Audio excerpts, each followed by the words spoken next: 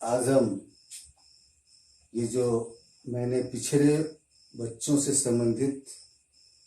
जिस टॉपिक की चर्चा की थी उसी को मैं आगे बढ़ा रहा। जैसे पिछला जो हमारा टॉपिक था कि पिछड़ेपन के कारण क्या है,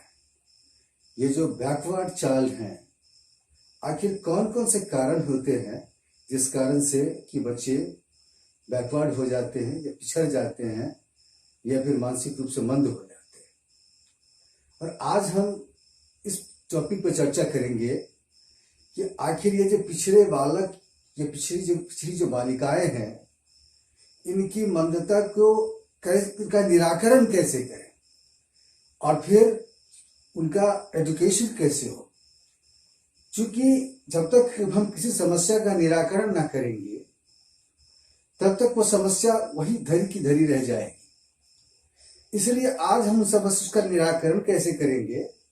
और साथ साथ कि उन बच्चों का एजुकेशन कैसे होगा। क्योंकि एजुकेशन के माध्यम से हम बिगड़े से बिगड़े हुए बच्चे को हम सही राह पे ला सकते हैं, मंद से मंद बच्चों को हम सही राह पे ला सकते हैं। अगर पूर्णतया उनको हम सही राह पे ना ला सके फिर भी बहुत हद तक उनको हम उनके जीवन में सुधार कर सकते हैं, उनका जीवन यापन बढ़िया हो सकता है, उनकी दिनचर्या अच्छी हो सकती है। तो उसमें सबसे पहला है कि जनरली आप देखिएगा कि जो मानसिक रूप से जो बैकवर्ड जो बच्चे होते हैं ना, ऐसे बच्चे निश्चित रूप से वो कहीं ना कहीं किसी न किसी रूप में शारीरिक रूप से वो अक्षम होते हैं। और इनकी अक्षमता का सबसे बड़ा कारण ये होता है कि उन बच्चों के शारीरिक रूप से कहीं ना कहीं उनमें दोष होता है। इसलिए विभिन्न प्रकार के जो शारीरिक दोष है, जैसे फर्ज कीजिए आप कि उन बच्चों के इंटरनल जो जितने सारे उनकी जो ग्रंथियां हैं, अगर उन ग्रंथियों में दोष हो, अगर मान लीजिए कि उनकी मांसपेशियों में दोष हो, इंटरनल लेवल में विभिन्न प्रकार के दोष हो, अगर उन दोषों को दूर करके हम अगर बच्चों को सही प्रकार से उनको पढ़ाने का लिखाने का हम प्रबंध करते हैं तो ऐसे बच्चे on the basis of education उन चीजों को सही प्रकार से सीख पाते हैं, जान पाते हैं और फिर अपनी विभिन्न प्रकार की समस्याओं से वो निजात पा सकते हैं। और फिर है कि जनरली आप देखिएगा कि ये जो विभिन्न प्रकार के जो बच्चे मिलते हैं, जो मानसिक रूप से मंद बच्चे या पिछड़े बच्चे जो मिलते हैं, वो ज्यादातर केसेस में पाया गया है कि जिस परिवार की माली हालत अच्छी नहीं है, जो परिवार बहुत ही पीछे चल रहा है, ऐसे परिवार में इस प्रकार के बच्चे मिलते हैं। इसलिए सबसे ज्यादा आवश्यकता इस बात की, अगर ऐसे परिवारों में इस प्रकार के बच्चे हैं तो ऐसे परिवार के बच्चों के लिए निःशुल्क चिकित्सा की व्यवस्था होनी चाहिए। और सरकार ने शायद इन्हीं चीजों को ध्यान में रखकर उसने मुफ्त जो है स्वास्थ्य की व्यवस्था उसने विभिन्न प्रकार के सरकारी अस्पतालों में उसने की है। विभिन्न प्रकार के प्राइवेट जो अस्पताल हैं वहां भी इस प्रकार के लोगों के लिए वहां आरक्षण की व्यवस्था की गई है ताकि उनका समुचित इलाज हो सके, समुचित उनका सही प्रकार से उनकी जो समस्या है उन समस्याओं पे जो है विजय प्राप्त किया जा सके। तो सबसे पहले है कि उनकी जो विभिन्न प्रकार की जो समस्याएं, जो शारीरिक समस्याएं हैं या फिर जो आर्थिक जो उनकी समस्याएं हैं, उन समस्याओं को दूर किया जाए। और ऐसे बच्चों को अगर हो सके तो उस बच्चों को छात्रवृत्ति प्रारंभिक अवस्था से ही मिले। कारण धन के अभाव में बहुत सारे परिवार में बहुत सारी दिक्कतें होती हैं। जैसे फर्ज कीजिए आप कि अगर हमारा शरीर हृष्ट पुष्ट होता है, हम शारीरिक रूप से हम स्वस्थ होते हैं तो हम विभिन्न प्रकार के कामों को सही प्रकार से कर पाते हैं। लेकिन जनरली क्या होता है कि जो गरीब परिवार के बच्चे होते हैं उनको सही प्रकार से बैलेंस डाइट नहीं मिलता, सही प्रकार से समुचित उनको आहार नहीं मिलता, उनका शारीरिक प्रस्फुटन सही प्रकार से नहीं हुआ होता। और फल यह होता है कि ऐसे बच्चे जब विभिन्न प्रकार की चीजों को सीखने की बारी आती है, विभिन्न प्रकार के कामों को करने की बारी आती है, तो ऐसे बच्चे उसमें सफल हो जाते हैं। इसलिए जरूरी इस बात का है कि ऐसे बच्चों के लिए निःशुल्क शिक्षा की व्यवस्था प्रारंभिक अवस्था से की जाए और साथ साथ ऐसे बच्चों को अगर जरूरत पड़े तो समय समय पर विभिन्न प्रकार के स्टाइपेंड देकर के, विभिन्न प्रकार के स्कॉलरशिप को देकर के ऐसे बच्चों को सही प्रकार से उनको सही मार्ग पर उनको लाया जा सकता है। और फिर है कि देखिए, एक जो सबसे महत्वपूर्ण कारक है, वातावरण एक बहुत ही महत्वपूर्ण फैक्टर है। जनरली ऐसे परिवारों में ऐसे बच्चे ज्यादातर मिलते हैं जिन परिवारों का वातावरण बढ़िया नहीं है, जिनके माता पिता शराबी हैं, जुआरी हैं, झगड़े होते हैं, रगड़े होते हैं, विभिन्न प्रकार से कलह का वातावरण होता है। ऐसे घरों को बहुत सारे मनोवैज्ञानिकों ने टूटे घरों की संज्ञा दी। और ऐसे घरों का वातावरण जब तक बढ़िया नहीं होगा तब तक बच्चे का सही प्रकार से समुचित विकास नहीं होगा। और जब बच्चे का समुचित विकास नहीं होगा तो जाहिर है कि ये बच्चे जो आएंगे ये पिछड़े बच्चे के रूप में ही हमारे सामने आएंगे। इसलिए जरूरत इस बात की है कि उसका पारिवारिक वातावरण, उसका सामाजिक वातावरण, उसका सामुदायिक वातावरण, उसका विभिन्न प्रकार का जो वातावरण जो दोषयुक्त है उसको दूर करने का प्रयास किया जाना चाहिए। और जब ये दोष जब दूर हो जाएगा ना तो बच्चे के भीतर जो इस प्रकार की समस्या है वो समस्या उसकी जाती रहेगी। और साथ साथ एक और चीज हम कर सकते हैं कि ऐसे बच्चे जब विद्यालय पहुंचते हैं, एक तो हमारे देश में इस चीज की भारी कमी है। सरकार ने अपने स्तर से प्रयास उसने किया है, आज भी वो प्रयास सरकार कर रही है, लेकिन आज भी हमारा देश विकसित देशों की श्रेणी में नहीं है। हमारे यहाँ आज भी अर्थ का अभाव है। और इसी कारण से विशिष्ट बच्चों के लिए अलग अलग कैटेगरी में जो बच्चे हैं, ऐसे बच्चों के लिए अलग से विद्यालय की स्थापना नहीं की गई। लेकिन जरूरत इस बात की है कि जो ऐसे बच्चे जो पिछड़े बच्चे हो, जो मानसिक रूप से मंद बच्चे हो, ऐसे बच्चों के लिए एक स्पेशल विद्यालय खोला जाए। प्रत्येक जिले में इस प्रकार का एक विद्यालय हो और उस विद्यालय में सही प्रकार से शिक्षा दीक्षा उसकी मानसिक मेधा के अनुसार उसको दी जाए। और अगर ऐसा करने में हम कामयाब होंगे तो ऐसे बच्चों की संख्या बहुत ही कम हो जाएगी। उसको सही प्रकार से एजुकेट कर पाएंगे। ऐसे बच्चे फिर अपने आप को सही प्रकार से सामाजिक वातावरण में, विभिन्न प्रकार के वातावरण में अपने आप को समायोजित कर पाएंगे। और उसमें दूसरी चीज एक और ये है कि अगर मान लीजिए अर्थाभाव है, विभिन्न प्रकार के संसाधनों का अभाव है, इतना तो हम कर सकते हैं कि प्रत्येक जो महाविद्यालय को छोड़िए, जो विद्यालय स्तर पर जो बच्चे जो प्राइमरी स्टेज पे होते हैं ना, प्रत्येक जो प्रधान अध्यापक होते हैं या जो वरिष्ठ अध्यापक होते हैं, उन लोगों की महती जिम्मेदारी है कि अगर हो सके तो ऐसे बच्चों के लिए एक अलग कक्षा की व्यवस्था कर दीजिए, एक स्पेशल क्लास का अरेंजमेंट कर दीजिए। और उस स्पेशल क्लास में ऐसे ही बच्चों को जो मानसिक रूप से मंद बच्चे हो, जो पिछड़े हुए बच्चे हो, ऐसे बच्चों को उसमें शामिल किया जाना चाहिए। और अगर इस प्रकार से व्यवस्था करेंगे और सही प्रकार से उस स्पेशल कक्षा में बच्चों को रियल रूप से एजुकेट कर पाएंगे, सही रूप से उनको पढ़ा पाएंगे, बता पाएंगे, उनकी जो विभिन्न प्रकार की मूलभूत उसकी समस्याएं हैं, उन समस्याओं से अगर उसको निजात दिला पाएंगे तो निश्चित रूप से ये जो पिछड़ापन जो है बच्चों का, ये पिछड़ापन कम होगा। और ये न सिर्फ विद्यालय के लिए बल्कि अपने समाज के लिए, अपने देश के लिए भी बहुत बड़ा हम काम करेंगे। तो जरूरत इस बात की है कि विभिन्न प्रकार के अगर विद्यालयों की स्थापना के साथ साथ एक स्पेशल कक्षा की व्यवस्था हो और उस स्पेशल कक्षा में बच्चों को उस प्रकार से फिर शिक्षा दीक्षा दी जाए। और फिर इसके बाद और इस प्रकार से हम ऐसा कर सकते हैं कि पाठ्यक्रम को थोड़ा सा लचीला। हमारे यहाँ क्या है कि पाठ्यक्रम मोटा मोटी ध्यान में रखकर बनाया जाता है। पाठ्यक्रम बच्चों की मेधा के अनुकूल होना चाहिए। अगर फर्ज कीजिए आप कि एक्स्ट्राऑर्डिनरी बच्चों के लिए जो पाठ्यक्रम बनाते हैं वही पाठ्यक्रम अगर सामान्य बुद्धि लब्धि के बच्चों के लिए बनाएंगे और फिर ऐसे बच्चों के लिए जो मानसिक रूप से मंद बच्चे हैं, तो फिर इस पाठ्यक्रम का क्या लाभ, बच्चों को इससे क्या फायदा होगा। इसलिए जरूरत इस बात की है कि ऐसे बच्चे जो मानसिक रूप से मंद बच्चे होते हैं, क्योंकि ऐसे बच्चों के भीतर तार्किक दृष्टिकोण का भारी अभाव होता है, इनकी मेधा शक्ति थोड़ी सी कमजोर होती है, इनका आईक्यू भी इनका कमजोर होता है, इनका ईक्यू भी इनका कमजोर होता है। और फल यह होता है कि जब ऐसे बच्चों के लिए फिर वो उसी पाठ्यक्रम को इनके ऊपर लाद दिया जाता है, जो पाठ्यक्रम और भी बच्चे ओबे करते हैं, तो बच्चे इसको सही प्रकार से नहीं ओबे कर पाते। इसलिए इन बच्चों की मेधा को ध्यान में रखिए, इन बच्चों की योग्यता को ध्यान में रखिए, एक खास इस प्रकार का पाठ्यक्रम बनाया जाना चाहिए ताकि ये बच्चे उसको ओबे कर सके, ये बच्चे उसको सीख सके,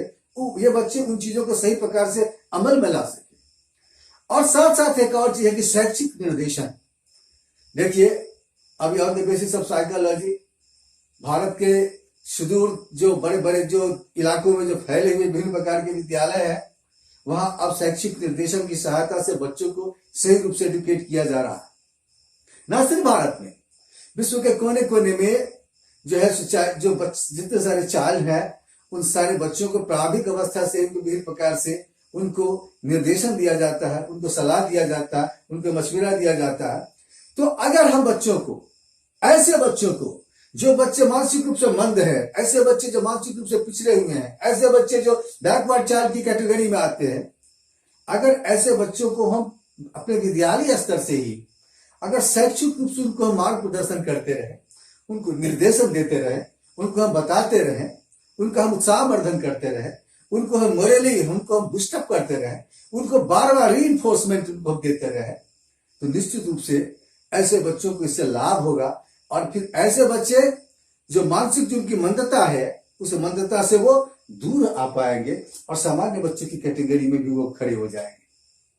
तो जरूरत इस बात की है कि इन बातों का ध्यान रखा जाए। और फिर जो सबसे महत्वपूर्ण चीज ये है कि शिक्षकों की भूमिका। जब तक इस प्रकार के बच्चों के लिए स्पेशलाइज्ड टीचर की व्यवस्था ना की जाएगी, अच्छे शिक्षकों की, योग्य शिक्षकों की, ऐसे शिक्षक जिनका स्वयं का समग्र विकास सही प्रकार से हो पाया, अगर ऐसे शिक्षकों को हम ऐसे बच्चों को पढ़ाने के लिए, सिखाने के लिए, मार्गदर्शन देने के लिए हम भेजेंगे, तो वो सही प्रकार से कर पाएंगे। कभी कभी क्या होता है कि ऐसे बच्चों के बीच में जाकर शिक्षक, बहुत सारे शिक्षक तो पढ़ाना नहीं चाहते, ऐसे बच्चों के बीच में जाकर शिक्षक अपने आप को एडजस्ट नहीं कर पाते, ऐसे बच्चों की जो समस्याएं होती है, उन समस्याओं को शिक्षक पढ़ नहीं पाते, समझ नहीं पाते, उनकी समस्याओं से उनको निजात दिला नहीं पाते। इसलिए जरूरत इस बात की है कि योग्य और ऐसे शिक्षकों की नियुक्ति वहां की जानी चाहिए, ताकि वो उन बच्चों की पीड़ा को समझ सके, उन बच्चों की समस्याओं को समझ सके, उन बच्चों की कमजोरियों को समझ सके। अगर ऐसा वो करने में कामयाब होंगे तो निश्चित रूप से उन बच्चों के साथ वो न्याय कर पाएंगे, उन बच्चों को सही प्रकार से निर्देश दे पाएंगे, उसको परामर्श दे पाएंगे, उनको सहयोग दे पाएंगे। और फिर इसके बाद फिर आगे हम एक और चीज कर सकते हैं कि ऐसे बच्चों को अगर मान लीजिए कि एक अलग कक्षा की व्यवस्था ना कर सके, एक अलग विद्यालय की स्थापना ना कर सके, तो कम से कम ऐसे बच्चों के लिए छोटा छोटा सा समूह बना दिया जाए। हर एक कक्षा में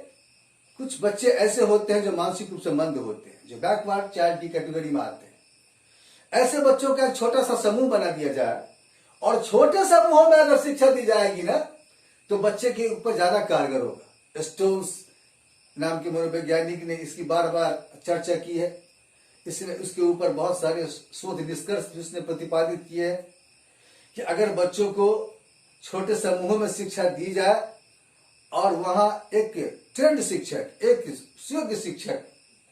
अगर बच्चों को सही प्रकार से वहां मार्गदर्शन देने का काम करे, तो निश्चित रूप से ऐसे बच्चों के लिए ये वरदान साबित हो सकता है। तो जरूरत इस बात की है कि ऐसे बच्चों के लिए छोटे छोटे समूहों को बना लिया जाए, छोटे छोटे समूहों में उन बच्चों को बांट दिया जाए, और फिर जाकर के ऐसे बच्चों को फिर एडुकेट किया जाए। और जैसा कि मैंने पूर्व में बताया आपको कि चूंकि ऐसे बच्चे जिनकी मेधा शक्ति बहुत ज्यादा नहीं होती, ऐसे बच्चे जो अमूर्त चिंतन जो है सो मतलब समझिए कि वो करने में सक्षम नहीं होते, हमेशा मूर्त चिंतन करते रहते हैं ऐसे बच्चे जिनकी अवधान योग्यता भी बहुत ही कम हुआ करती है। तो ऐसे बच्चों के लिए आप इस प्रकार की एजुकेशन की व्यवस्था कीजिए, ऐसे बच्चों को आप प्रारंभिक अवस्था से इस प्रकार की शिक्षण की व्यवस्था कीजिए कि बच्चे आगे चलकर फिर उस प्रकार की शिक्षा को अर्जित कर अपने व्यवहारिक जीवन में उसको अमल में ला सके। जैसे मान लीजिए हस्तशिल्पों की शिक्षा, अगर हम प्रारंभिक स्तर से बच्चों को हस्तशिल्पों की शिक्षा दे, जैसे मान लीजिए वो क्या कहते हैं कि वो गत्ता लगाना, टोकरी बनाना, कोई और छोटा छोटा सा कोई काम जैसे कि झाड़ू बनाना, वो जो ग्रामीण क्षेत्रों में जो विभिन्न प्रकार के कृषि कार्य से जुड़े हुए जो विभिन्न प्रकार के जो संसाधन होते हैं, उन सारी चीजों को बनाना, अगर ऐसी चीजों को प्रारंभिक अवस्था से ही बच्चे बनाएंगे, सीखेंगे, तो क्या होगा कि जब वो बड़े होंगे ना, और फिर जब उनके पास उस प्रकार योग्यता ना होगी कि बड़े बड़े कंपटीशंस को फेस कर सके, तो फिर इन चीजों को व्यवहारिक जिंदगी में उसको अमल में लाकर वो अपनी जिंदगी को खुशहाल कर सकते हैं। वो दूसरों पर निर्भर नहीं रहेंगे, वो फिर आत्मनिर्भर हो सकते हैं छोटे छोटे कामों को करके। तो ऐसे बच्चों को इस प्रकार से हम एडुकेट करें प्रारंभिक अवस्था से ही कि वो एडुकेशन उसकी व्यवहारिक जिंदगी में, उसकी आने वाली जिंदगी में उसके लिए काम का साबित हो। अगर ऐसा करने में हम कामयाब होंगे ना, तो इन बच्चों के लिए समझिए कि हम बहुत बड़ा काम कर देंगे। उनकी आगे की जो मंजिलें हैं वो बड़ी आसान हो जाएंगी। तो इसका काम ये करना भी सबसे ज्यादा आवश्यक है। अगर ऐसा करने में हम कामयाब हुए तो निश्चित रूप से हम अपने समाज के लिए, हम अपने देश के लिए जो है काम, बहुत हद तक इस काम को करने में सक्षम होंगे। और फिर है कि ऐसे बच्चों को प्रारंभिक अवस्था से इस बात का ध्यान रखा जाना चाहिए कि विभिन्न प्रकार के सांस्कृतिक विषयों की शिक्षा दीजिए ऐसे बच्चों को। हमारी संस्कृति से जुड़ा हुआ जो विषय है, जो हमारे पूर्व काल से, हमारे अतीत काल से जो चला आ रहा है, जैसे देखिए बहुत सारे बच्चे ऐसे होते हैं जिनकी विज्ञान में रुचि नहीं होती लेकिन पाक शास्त्र में रुचि होती है।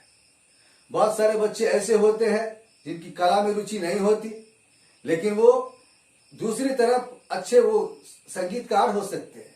विभिन्न प्रकार के वो तबला वादक हो सकते हैं, विभिन्न प्रकार के जो वो वाद्य यंत्र होते हैं उसके अच्छे वादक हो सकते हैं।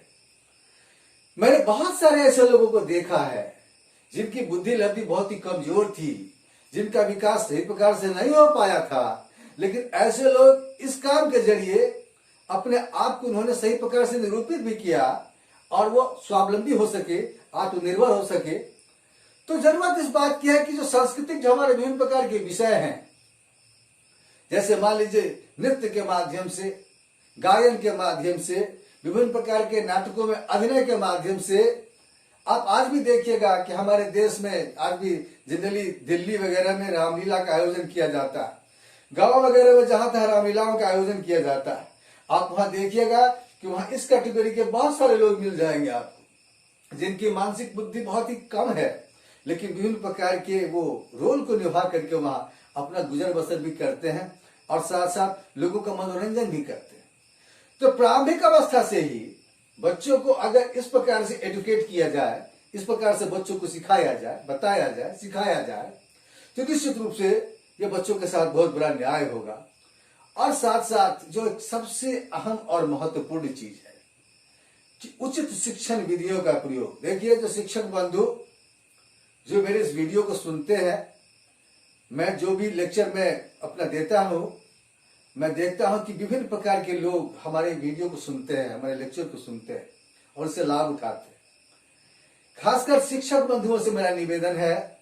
जो शिक्षण के पेशे में जुड़े हुए हैं या शिक्षण पेशे को जो अपनाने वाले जो लोग हैं, कि ऐसे लोगों से मेरा खासकर निवेदन है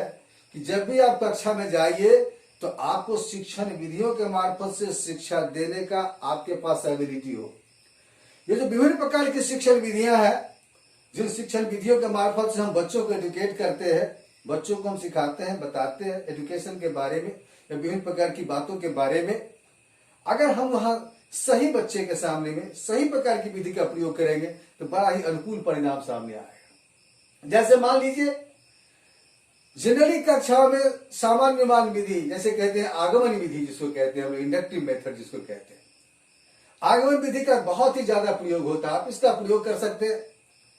जरूरत के हिसाब से आप इन बच्चों के लिए निगमन विधि का भी प्रयोग कर सकते हैं। और फिर अगर सबसे ज्यादा अगर आपको समस्या सब कक्षा में आए इन बच्चों को पढ़ाने में, तो आप डेकाली विधि का प्रयोग कर सकते हैं, मॉन्टेसरी विधि का प्रयोग कर सकते हैं, आप रूसो की विधियों का प्रयोग कर सकते हैं।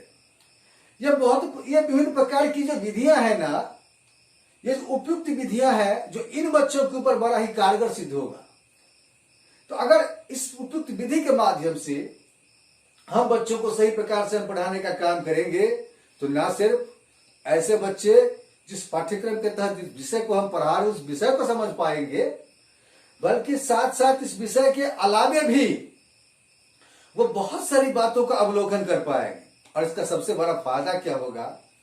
कि ऐसे बच्चे जब अपनी भूमिका निर्वहन करने के लिए अपनी जिंदगी में आएंगे तो ये जो एजुकेशन आप उसको इस प्रकार की विधियों के मार्फत से सही रूप से दिए होइएगा,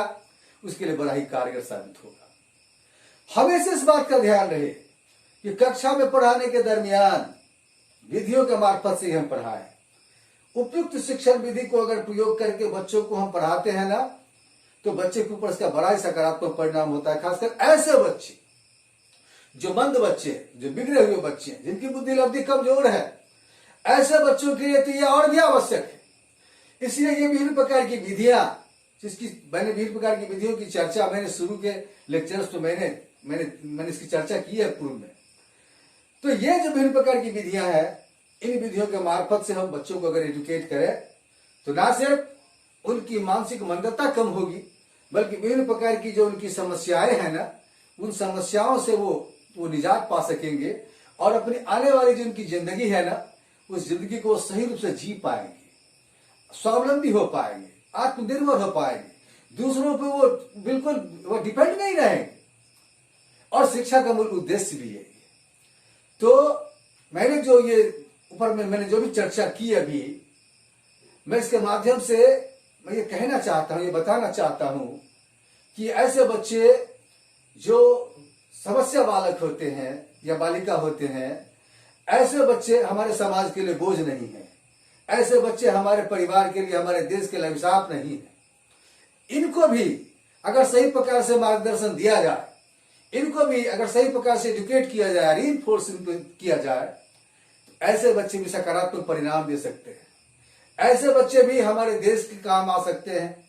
हमारे परिवार के काम आ सकते हैं, हमारे विद्यालय के काम आ सकते हैं। जरूरत इस बात की है कि आप उन बच्चों को